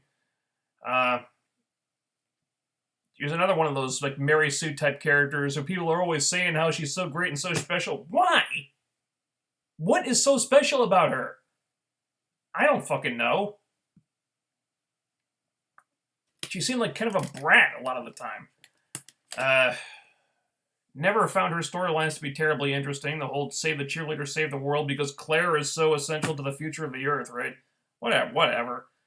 I think it's hilarious that they killed her off screen after they made such a big deal on the original show about saying that she could never be killed, and now she's dead off screen. That's awesome. I will totally watch the season premiere of Heroes Reborn on Thursday. And you know what? If you want to talk about that on the Comic Show post-show, returning next Thursday, we can do that too. Let's see. Best book.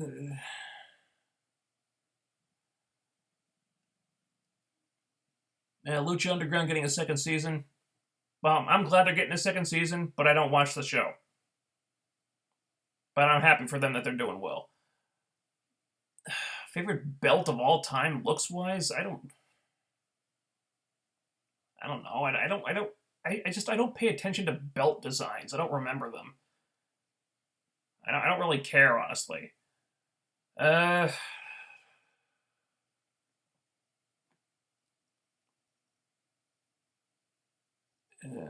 Natty getting old. Well, not old. She's probably old by diva standards at this point. I don't know how old she is. What is she, like 30-ish? I mean, she could still go. I mean, she doesn't look bad, but WWE likes their divas young.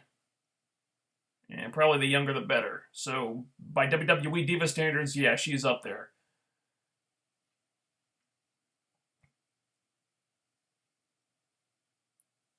You'd love to see Natty versus Saraya Knight or cheerleader Melissa on the Indies. I kind of doubt it. Natty's a really weird animal in that she's probably better suited to working in some place like ROH or Japan. But I think she's just too attached to the WWE or the idea of WWE that I don't see her ever leaving. And she doesn't seem to... She seems like kind of a pushover, that she'll just take whatever they give her and not really... and just kind of suck it up. Even though she hates it. I could see them taking her off the main roster and giving her a trainer's position in the performance center, and her just saying, yeah, okay, I guess I'll do that. Even though she really still wants to be on the main roster. Like, she just accepting it. And at some point, I gotta be like, well, dude, where's your dignity, Natty? Go somewhere else. I mean, you could get over in Japan.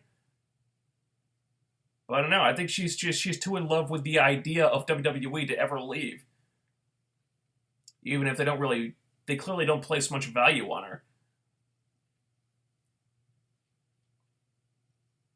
Do you think there's too much wrestling on TV? I think there's too much WWE wrestling on TV. Oversaturation's become a big problem for them, at least. I think overall, I think the business would be a lot better if they emphasized quality over quantity. If you're just flooding the market with your product, and a lot of it, or even most of it, is not very good, that's just going to lead to product fatigue and at least the people stop caring.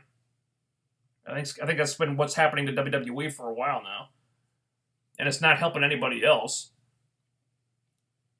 Steve Trowbridge, female X Division match: Sarah Stock versus Kaylee Ray versus Jennifer Blake versus Athena.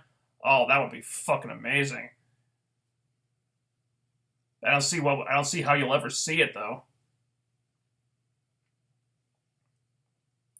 Last SmackDown was all Raw Rewind. Yeah, that sounds like SmackDown.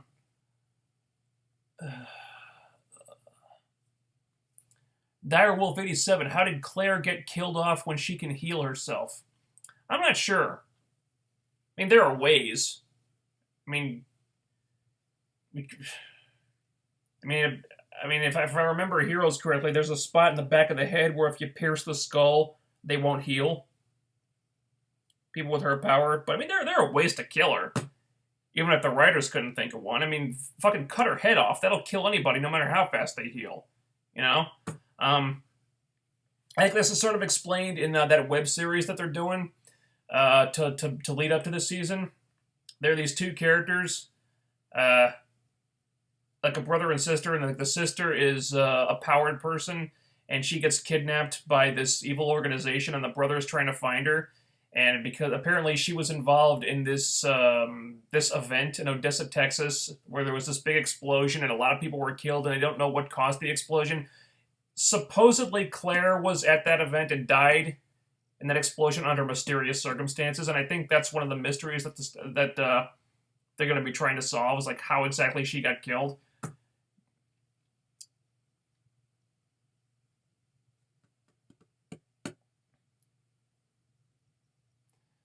Billa 107. If TNA ever stopped airing, would you review Raw or WWE pay-per-views regularly instead? I don't think so. Might talk about them from time to time, but review them regularly? No.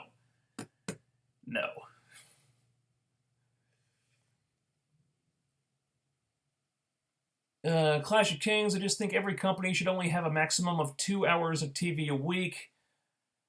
I kind of think Lucha Underground needs another hour.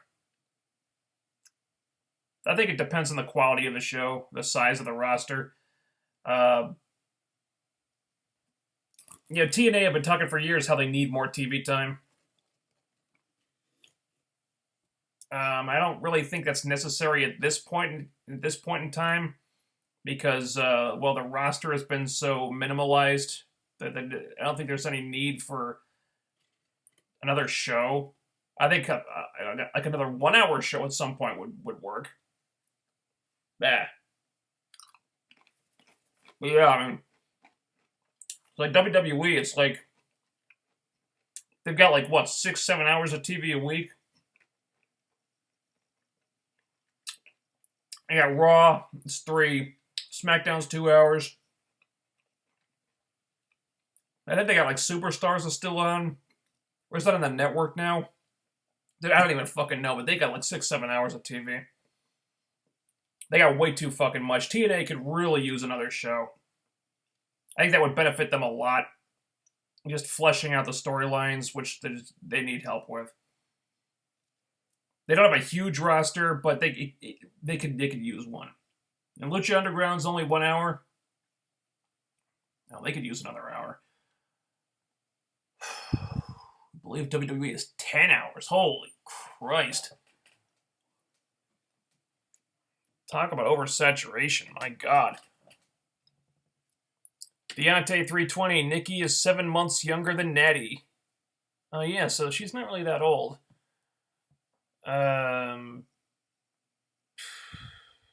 there are differences though.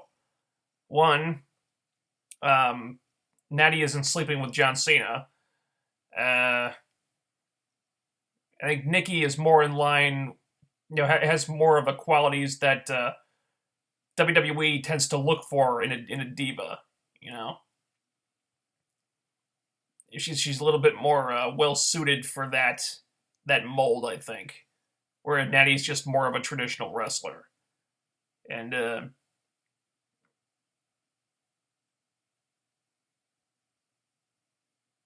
for as much as I dislike her, Nikki does seem to have a bit more aptitude for the other aspects of the business. She's been able to parlay that, the Total Diva stuff, and seems a little more adept at the sports entertainment stuff. I mean, even if we don't like it, I'm just saying. That gaming asshole. What did Bram do? He was involved in some kind of domestic abuse incident. He was arrested for assault. Apparently, he attacked his girlfriend or something. Allegedly, I don't know. Nothing's been proven yet. But he was arrested. I think. No trial. So, man, innocent until proven guilty. But if he did do it, then I don't know. It'd be really hard to think how they could employ him after that.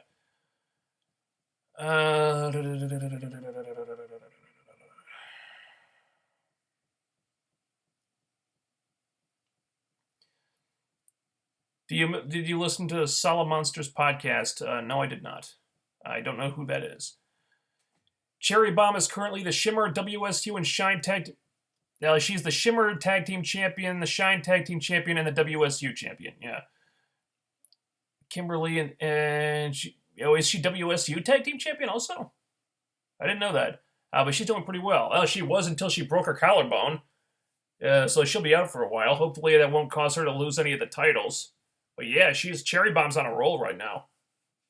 Hope she heals up from that injury real quick. Steve Trowbridge, I feel bad for Natalya. Yeah, I feel bad for her too. She seems like somebody who really cares about wrestling.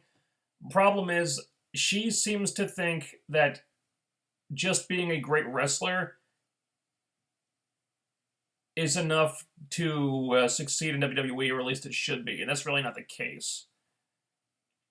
I think the problem with her is that her philosophy about the business is just different from WWE. That's why I said she'd be a better fit for Ring of Honor or Japan. Because her philosophy seems to line up a lot more with them and not WWE. But like I said, she's too in love with the idea of the WWE to ever leave. Did you hear Cameron's comments about Paige? I heard about them. I read them on, I think, NoDQ.com earlier today. I think she says something about how Paige has a lot of opportunities handed to her. Yeah, there's a reason for that, Cameron. It's because Paige is talented. She gets opportunities because she tends to make the most of them. Or at least try to. Plus, Paige has never tried to pin anyone who is lying on their fucking stomach. Okay? There's a reason why Cameron doesn't get a lot of opportunities. Because she's not very good. And she tends to suck when she does anything. That's why Cameron doesn't get opportunities. Yeah, they killed off Claire because Hayden Panettiere is busy on Nashville. That doesn't matter. The point is they killed Claire. And she's not coming back. Honestly, I don't even care how they fucking did it. I'll be very interested to hear how they explain this, actually. As they've already established, Claire's blood can bring dead people back to life. So I'll be I think this is going to be entertaining to see how they get around that. But yeah, I don't really care how they did it. I don't care how they did it, as long as it's done. I'm willing to suspend my disbelief pretty far on this one, because Claire was really annoying.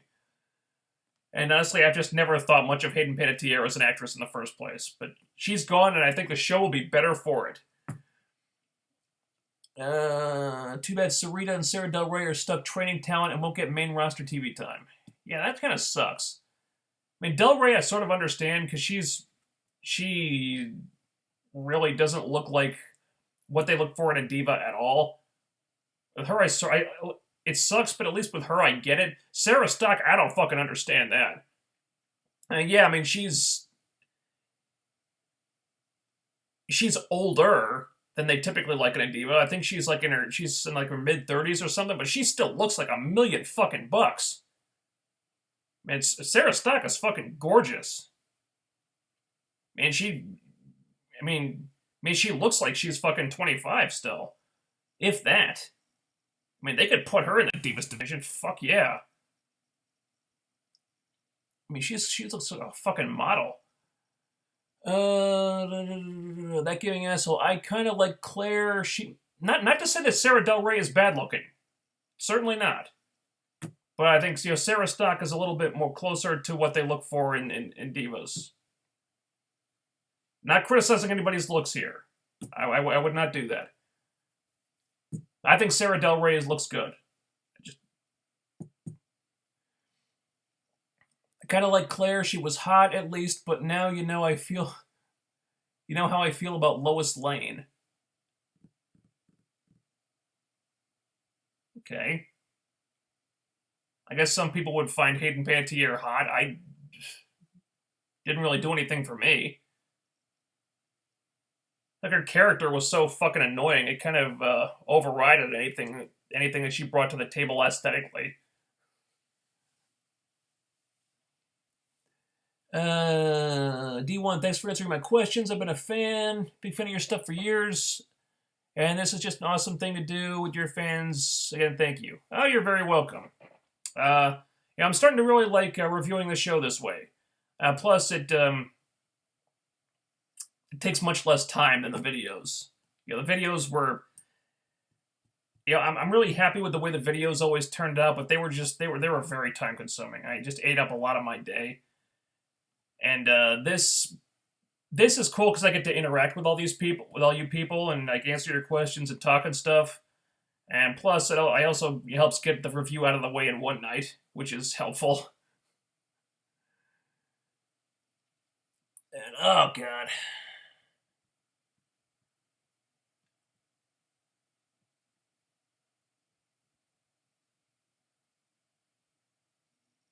All these things getting out of the count off. There it goes again.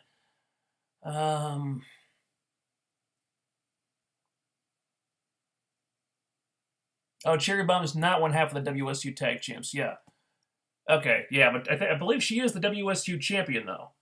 At least for now. I don't know if they're gonna have to strip her of the title. That would suck.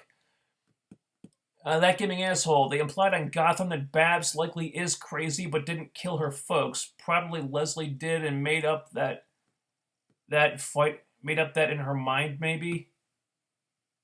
Oh Christ.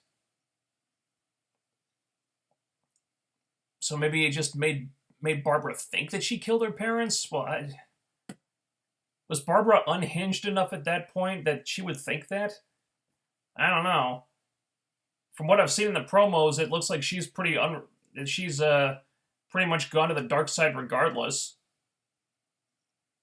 So I don't know how they can redeem her, at least not without a shit ton of therapy.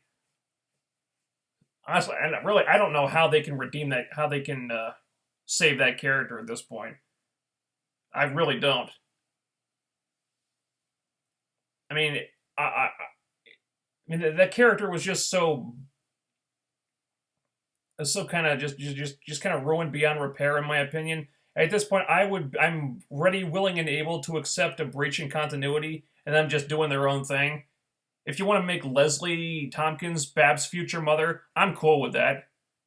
I'm fine with it. It's not like this is in continuity with the comics anyway, so do whatever, man. I'm fine. Because Barbara, that character, just nothing about that character worked. That was just a disaster. Do I turn her and make her evil, turn her into a villain? You know what? That might be an improvement. Just do that. At least then we'd have a reason to hate Barbara.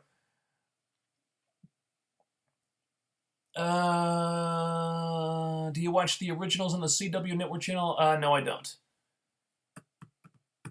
Really don't watch the CW. Clash of Kings. I watch 3 shows on the CW. I watch Arrow, The Flash, and The 100. Of course, The 100 I catch online, but yeah, anything else in the CW really doesn't interest me. And I'll watch Legends of Tomorrow when that's on. Have you seen D1? Have you seen iZombie? No. It's not really my thing. I think the whole zombie thing is a craze.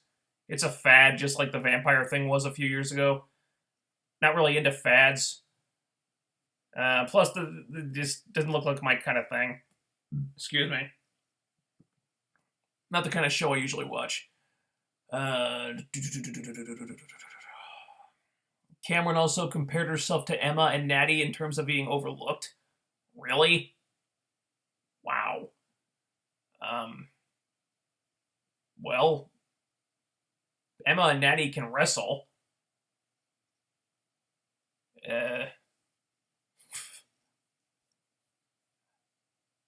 I think as a wrestler, Cameron makes a pretty good reality TV star. Let's say that. To save me one, Natty got destroyed with that gas gimmick. Good guy. Yeah, the farting gimmick. What was that about? So they did that just to embarrass her. What was the point? Okay. Wow, 1 a.m. Holy shit, we've been doing this 2 hours. Okay, do this last bunch of questions and then I think we'll call it a night. If you're watching TD, WWE was trying to get Paige to be like Natty Sarita and Sarah Del Rey to train talentless divas who are just models trying to be wrestlers. Total Divas. Yeah, I stopped watching Total Divas a while ago. I think I stopped before Paige joined the cast, so I don't really know what's going on there. I saw a promo for that where she was trying to train Cameron, and it wasn't going well. Yeah. You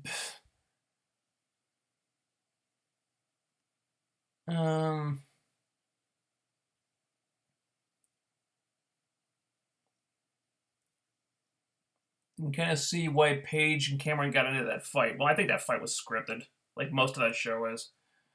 That gaming asshole, Babs seems to have gone nuts because Two-Face or whoever he was, she's with this Roz type guy now, and Leslie probably is lying about that fight. Oh, I'd be much more inclined to believe Leslie than Barbara at this point. What, they're doing a Two-Face thing?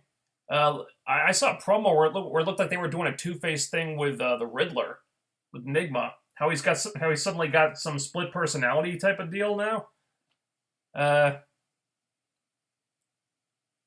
Isn't that Two-Face's gimmick? I don't know. It just seemed like that whole thing with Enigma came out of fucking nowhere. At first I thought he was just going crazy, and now all of a sudden he's got a split personality. Why? This was never even hinted at before. Ugh.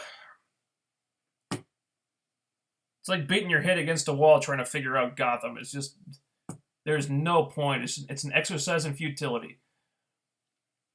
Ian Israel. Glad you're doing your thing, FK. I'm a fan, and I hope you still keep getting her done. I'm doing my best, dude.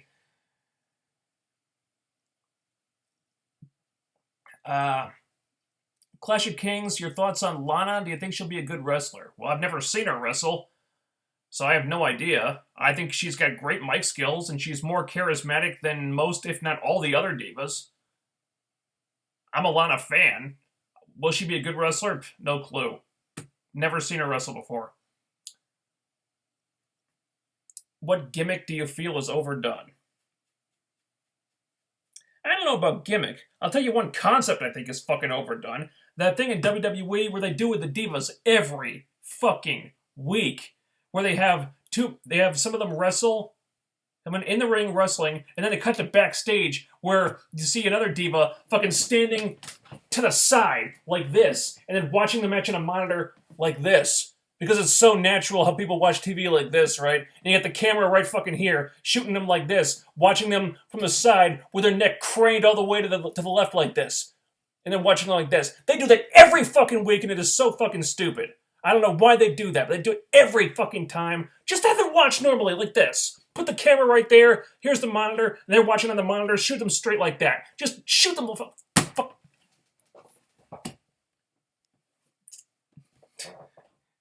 That's fucking overdone.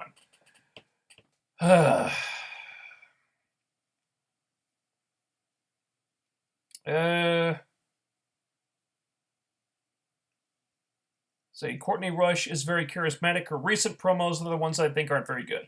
All right, well, I haven't seen her recent promos because she deleted her Twitter account, or at least stopped posting on it. So I haven't seen her recent stuff, but I've always liked her. I've always liked her promos though. Okay, Steve Trowbridge is leaving. See you next time, dude. Thanks for tuning in.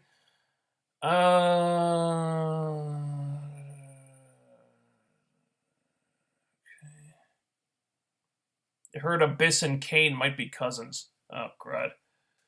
Oh, yeah, because they're doing the Joseph Park gimmick with Kane now.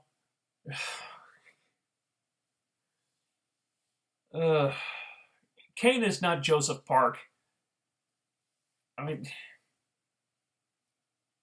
how many times has he switched from the mask to not wearing the mask? How many times has he done this by now? I think you kind of blew your load with this a long time ago. I mean, it worked for Abyss because we'd never fucking seen him without the mask. Kane can't do this shit. This is just dumb.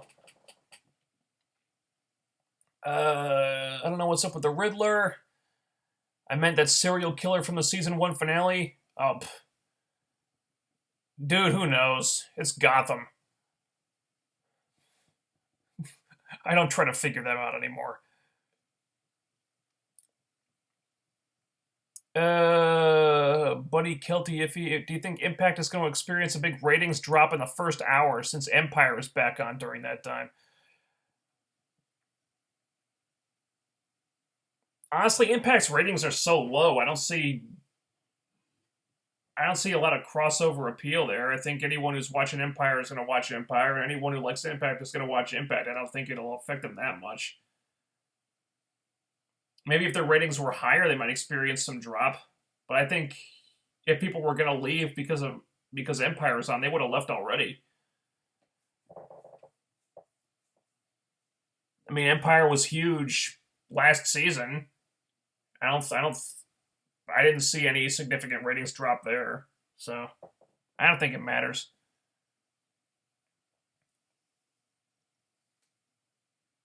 According to Cameron, that was not scripted. Okay, that's what she says. If you want to believe her, go ahead.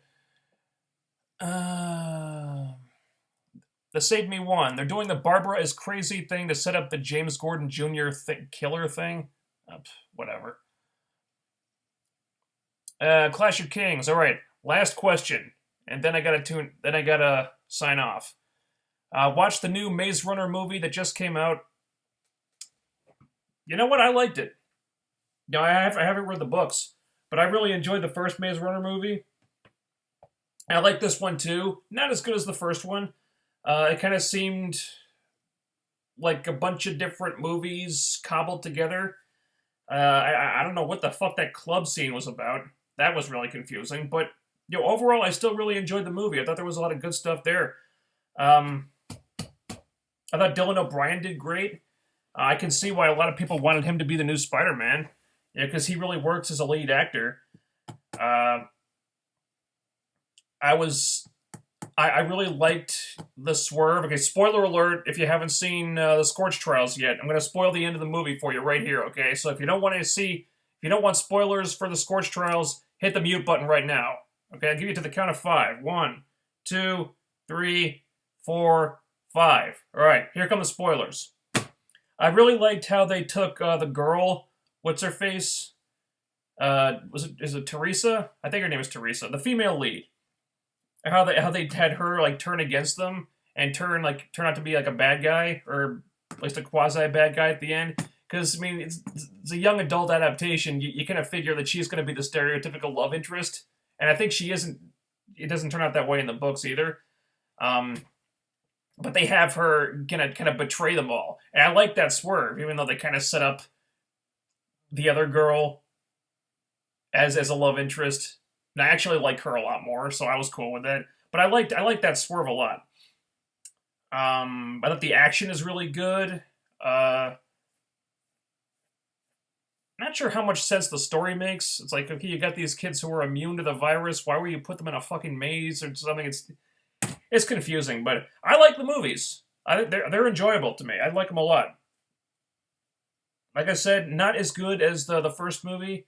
This one seemed kind of confused about what type of movie it was. Is it an action movie? Is it a zombie movie? Is it a survival horror flick? I don't know.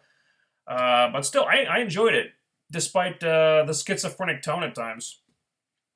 And yeah, I enjoyed myself, and I'll definitely see the next one too. And that's gonna be all for me tonight. I gotta take a shower and eat some dinner because I have not eaten since breakfast. And one last thing before I sign off here. Comic Show Post Show is coming back for the new TV season. It's going to be back next week. Unless something changes, it'll be that. Unless something changes, it'll be at the same time it was last season, Thursday nights at 10 p.m. Eastern. I think Arrow and Flash don't start for another week or two, but Agents of Shield is back on Tuesday, so that's what we'll. Agents of Shield is back on Tuesday, and we'll be talking about that at least. Not sure when Supergirl starts up again. Not really. Haven't really decided how many shows I'll be reviewing for this one. I was thinking we'd stick with just Shield, Flash, and Arrow because those are three that I can review comfortably without like overtaxing myself or spending too much time on this. But I'll definitely watch Supergirl, and I'll watch Heroes. We could talk about that just to have more topics, so it's we don't run out of things to talk about too soon. So we can talk about, we got Shield, the season premiere of Shield, and I'll certainly talk about Heroes Reborn and answer any questions you have on that. Or if you want to ask any other questions about the comic shows, feel free to do that. It's Thursday, 10 p.m. Eastern, starting this coming Thursday, so a week from today, because it's Thursday now. So Comic Show Post Show returns in 7 days. Thursday, 10 p.m. Eastern. Be there or don't be there. I have no outro. Sorry. But yeah, it's coming back. So check it out. That's all I got for tonight. We'll see you later. Yeah. Good night.